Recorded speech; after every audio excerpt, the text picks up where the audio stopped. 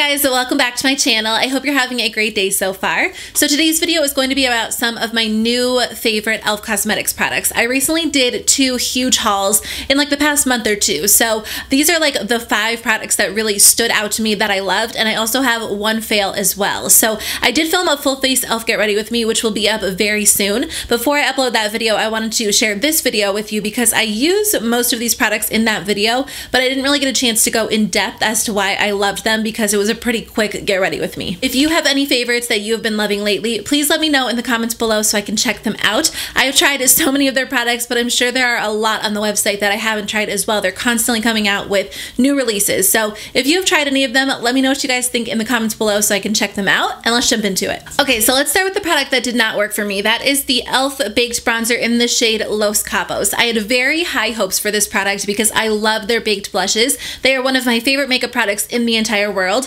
and I like their baked highlighters. They're not my favorite, but I do still like them. So I wanted to really like their baked bronzer as well. Unfortunately, this did not work for me. It was just too dark for me. I was kind of surprised because it doesn't look that dark in the pan, and when you swatch it, it looks a little bit more subtle. But when you apply it to your face as a bronzer, it's just a little bit too dark if you have a similar skin tone to me. If you have a darker skin tone, it might be the perfect shade match for you. But I also feel like it is very shimmery. I should have assumed because their baked blushes are shimmery, but they kind of give you that glowing from within look rather than a shimmery look. I kind of felt like this one gave me a full-on shiny look. When I applied it, it just made my face look very shiny, which doesn't look good on my forehead, around my cheek area. I mean, I think if you're looking for like an all-over glowy look, it might be a good option for you. But usually when I'm looking for a bronzer, I want something matte or something with a very slight sheen, not something that's full-on shimmery. So unfortunately, it just didn't work for me. It didn't look good on me. So moving on to my favorites, a shimmery product that I have absolutely been loving is their HD highlighting powder in the shade Starlight Glow.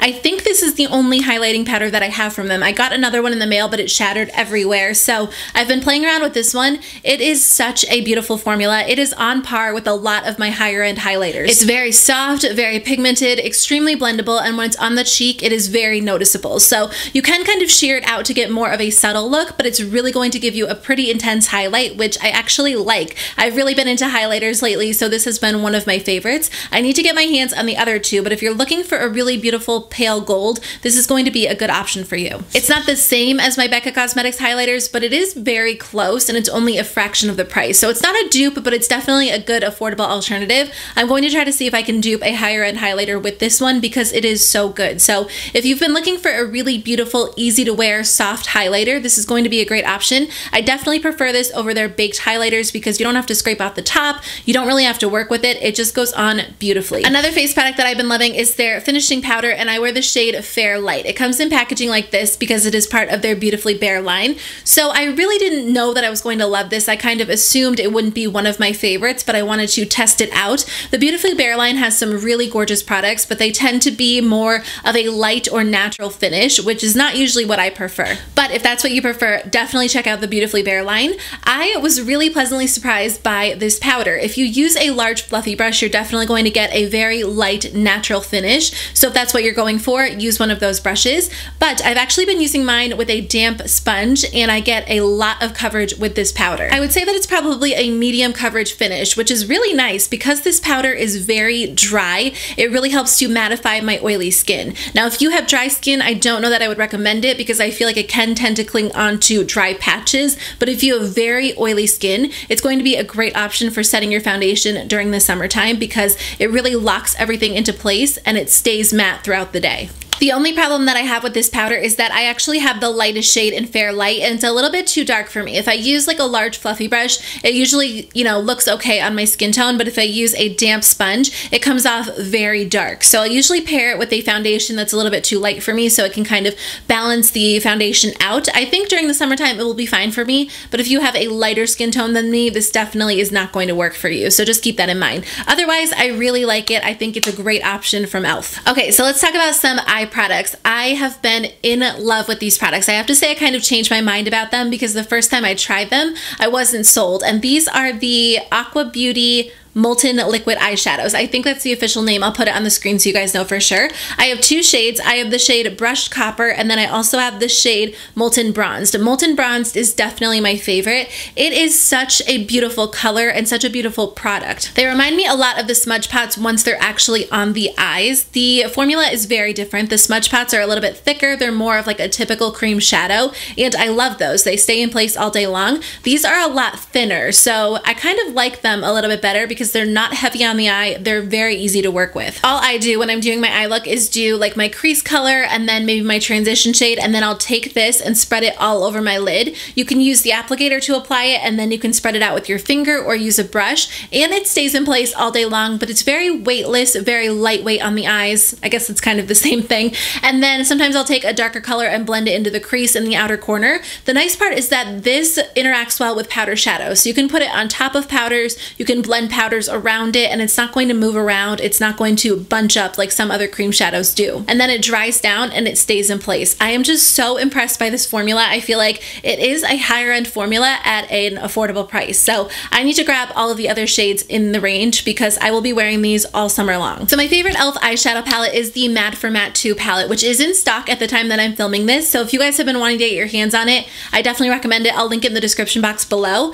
But they just recently came out with this shadow, brow, and liner palette. The packaging is really beautiful. It comes in this hard plastic case. I believe their baked shadow palettes come in this formula or this packaging as well. I'm not a fan of their baked shadow palettes, but this one is nothing like that. This one comes with 7 different neutral matte shadows. So you're supposed to be able to use these on the eyes, on the brow, or as liner. I really haven't played around with them a lot as liner or on my brows. I should have used this in my video. I said that I didn't have an e.l.f. product for my brows, but I probably could have used the darkest shade in this palette. Anyways, I've been using them as shadows and they are so beautiful. They're incredibly smooth, incredibly blendable. They are some of the best e.l.f. shadows that I have personally tried. I feel like they're very similar to the formula in the Mad for Matte 2 palette, but they're even softer and more blendable, and the colors themselves are just perfect for everyday wear. But this one comes with a brush and then like an eyeliner brush on the other side, so I feel like it could come in handy if you're traveling, you don't want to bring a lot with you. If you're not traveling, this is just going to be a good everyday eyeshadow palette. So